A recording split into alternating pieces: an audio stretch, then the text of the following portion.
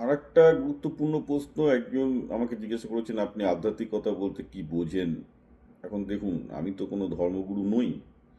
আমি আমার মতো করে বুঝি যে আমার জীবনের একটা মানে আমাকে খুঁজে বার করতে হবে।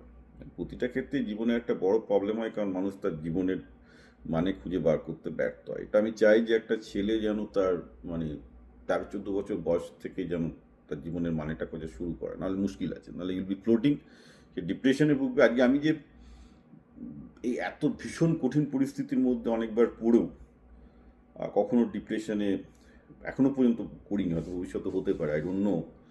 তার একটা বড় কারণ যে আমার একটা সবসময় লাইফে একটা স্ট্রং অবজেক্টিভ ইন লাইফ আছে, I can see the things in clarity. তো আহ, একটা জিনিস আপনাদের বুঝতে হবে যে জীবনের উদ্দেশ্য কি, এটা বিজ্ঞান কখনোই দেয় না, সম্ভব না। কারণ জীবনের আদতে তো কোনো মিনিং নেই। এই মিনিংলেসের মধ্যে মিনিংটাকে খুঁজে বার করতে হয়, এটাকে বলি আমরা অ্যাবসার্ডিজম বলি। এটাই সবচেয়ে পৃথিবীর সবচেয়ে বড় জীবন রহস্য, যে আদৌ সায়েন্টিফিক্যালি জীবনের কোনো মানে আপনি খুঁজে বার করতে পারবেন না। সুতরাং আপনাকে জীবনের মানে খুঁজে বার করতে হবে। আপনি সেটা ইসলাম থেকে পেতে পারেন, উপনিষদ থেকে পেতে পারেন, হিন্দু ধর্ম থেকে পেতে পারেন, খ্রিস্টিয়ানিটি থেকে পেতে পারেন, রামকৃষ্ণ মিশন থেকে পেতে পারেন, কমিউনিজম থেকে পেতে পারেন, রাজনৈতিক মতাদর্শ থেকে পেতে পারেন।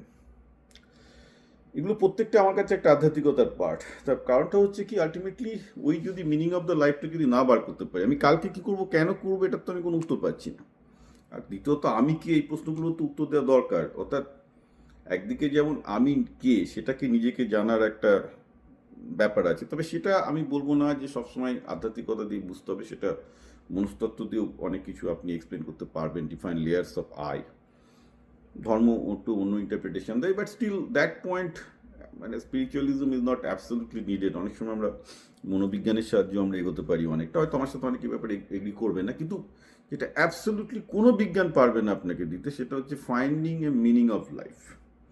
Finding a meaning of life, কারণ মিনিং অফ লাইফ না থাকলে কালকে আপনি কি করবেন, মানে আপনার পরের, এই যে আমি একটা নিঃশ্বাস নিচ্ছি, তার পরের নিঃশ্বাসটা আমি কেন নেব, সেইটা যদি ক্লিয়ার না থাকে কিছুই হবে না লাইফ।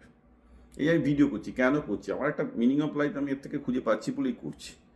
আমি এটা করতে গিয়ে আবার আমার এআই জগতে ফিরে যাব, কেন যাব, তারও একটা মিনিং লাইফ সেখানে পাচ্ছি বলে করছি। তো প্রতিটা কাজের মধ্যে একটা মিনিং না খুঁজে পারলে খুব মুশকিলের ব্যাপার।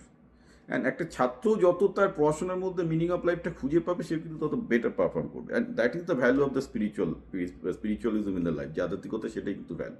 এবার সে আধ্যাত্মিকতাটা সে ইসলাম থেকে পেলো না উপনিষদ থেকে পেলো, কিছু যায় আসে না, কিন্তু তাকে একটা পেতে হবে। কমিউনিজম থেকে পেলো, না পেলে কিন্তু মুশকিল আছে লাইফে।